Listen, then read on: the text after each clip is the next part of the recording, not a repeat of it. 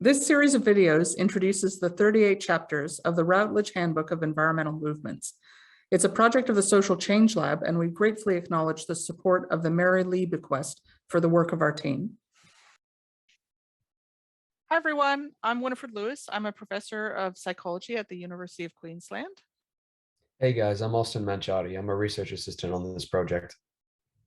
Hey there, I'm Hannah Lindsay. I'm a student of psychology at UQ. And what we're doing today is we're making introductory videos for all the 38 chapters of the Routledge Handbook of Environmental Movements. And where we're up to is chapter 26, Social Networks and Recruitment for Environmental Movements. And that's by Claire Saunders. She's a professor of environmental politics at the University of Exeter. Now, I guess one thing I'm going to need to do is define social networks. So this doesn't refer to the statistical modeling that some of you guys would have seen, but it refers more broadly to who people know, including family, friends, and acquaintances, but also groups that they're part of, media that they connect with, and so on. And it's important in social movements because social networks help to connect you so that you're in the right place at the right time, as something called structural availability, but they also help to build a sense of collective identity, and that motivates people to act. I guess, Austin, can you tell us how do they do that? Sure. So there's three things. I'll start with the first one. It's socialization through personal social networks like family, friends, acquaintances, and so on. And basically, it's people learning about what matters and what needs to be done and how to do it. So I'll give you an example. Like, let's say your friends say, come up to you and say, did you hear about the police brutality thing? And then I'll mention the George Floyd thing here, basically. And it's like, this is important. We have to protest. And then it inspires you and you go on from there. Hannah, what's the next one? So the next one is the generation of social capital through participating in civic activities. So first, I guess we'll define social capital. They define it here as features of social organizations such as networks, norms, and trusts that facilitate action and cooperation for mutual benefit. So say you're a member of a political party and you see that they're sponsoring or a certain thing, then you will be more likely, if you're a member of that party with other people, to trust that that's the right thing to believe in, and they might recruit you in to march for that certain idea. Yeah, that's right.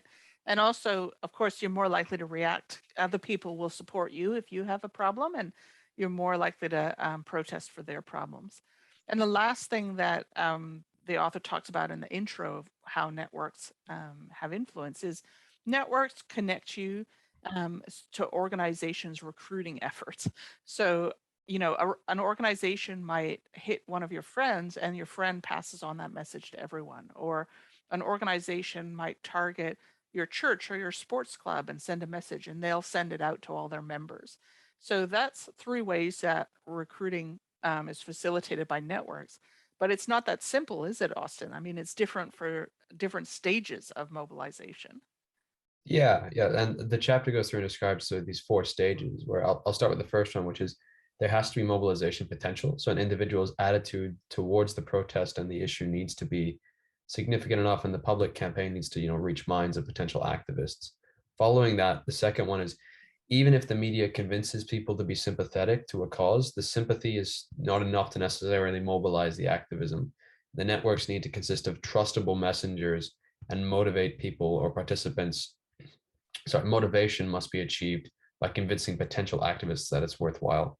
And then the stage of recruitment is deemed responsibility of movement organizations. This can imply that the movement leader communicating potential collective and solidarity incentives in a top-down manner. And then finally, and I sort of think most important, is overcoming the barriers to participation. So which is more likely to happen with people. It's more likely to happen when people have a network that links them to a strong sense of identification with a particular identity. Yeah.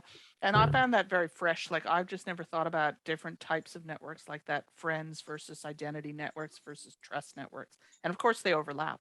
But there's another distinction the author makes, isn't there, Hannah, between different types of movements? What's that about? Yeah, so there's the different types of concerns that they may have. They detail the not in my backyard activists, so local concerns that people have versus the not on planet Earth, so those global scale concerns. And they really recruit different people in different ways. So you have to look at them as two independent things. And then you've also got the grievances that are exclusive or inclusive. So they either require total commitment from people or anybody can join. And then they go on to different high and low risk things as well, don't they, Winifred? Yeah, that's right. So the idea, at least in the literature, is that for marches and kind of low risk activities, this could spread through potentially wide open networks. Like you could see it out, even a call on the television for people to come to a rally. But if it was a high risk activity and that people might engage in direct action and risk arrest or engage in violence and risk injury, that would go through different networks, probably more tight networks. And I guess one of the interesting things in the chapter is that the author closes by presenting a whole heap of data. And one of the focus points of that data analysis is that the intuition that people have that it's tight networks for high risk activities isn't really borne out when you look at how networks are being used by 4 environmental types of action, or I should say 3 protest ones. So she actually goes in and compares the network access and use in mobilization for people that are doing climate marches, people that are participating in the school strikes, Fridays for Future, people that are participating in Extinction Rebellion, which is a direct action group where people engage in high risk blockades and so on that are more controversial. And then people that are only doing private activities like engaging in pro-environmental behavior, like recycling and turning the lights off and renewable energy and so on. Those are important, but they're not in public. And so what she found was, contrary to the idea that high risk activity is about tight networks, folks in Extinction Rebellion were less likely to have their friends and family along, perhaps because people don't talk about those more controversial things and maybe they are high risk.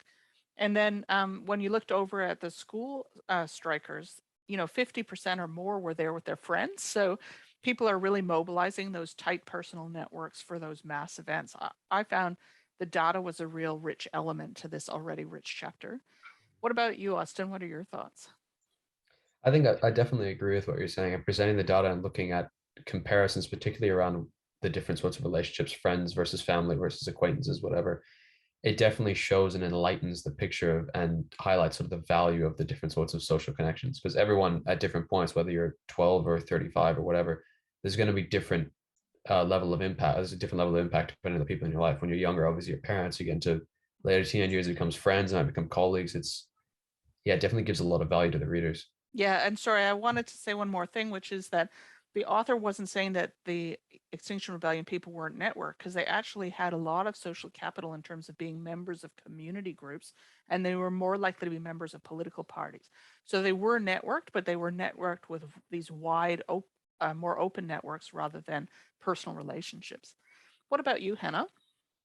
Yeah, I think going on from that, the networks were really interesting when you compared the climate march in 2015 to the other 2 marches, both in 2019. The climate march in 2015, the most important channel that the participants nominated was just any organization. But in the 2019 protest, both of them nominated online social networks as the most important channel for hearing about the demonstration. Yeah. And I think it really just highlights the move that we're having from, those interpersonal relationships, hearing about these marches, towards online social media promoting these types of protests and marches. I couldn't agree more. That is such an important point. I think that we're only really beginning to see the new scholarship of online networks unfold, and it really offers so much for researchers, and it's so important for activists. We saw that with George Floyd as well in the Black Lives Matter movements, and we're seeing it in the environment movement every day. So a great way to finish the chapter.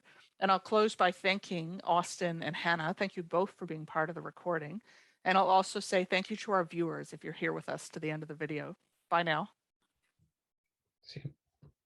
For those of you watching, be sure to subscribe and follow us at Social Change UQ. and check out our website for more videos.